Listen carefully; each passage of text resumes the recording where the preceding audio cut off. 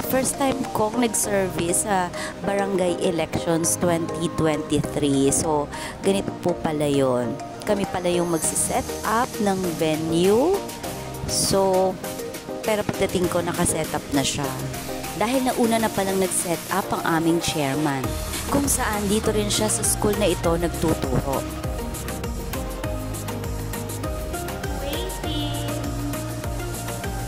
Ayan, waiting ako dahil naligaw pa talaga ako ng classroom. Hindi ko alam kung saan ako naka-assign.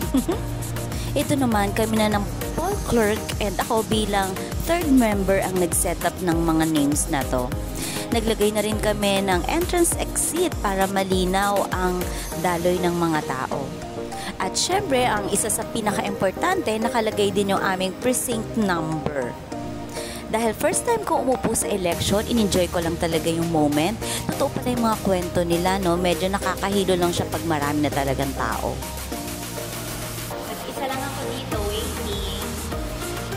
Waiting pa kasi kami sa mga documents, kaya ang daming waiting time.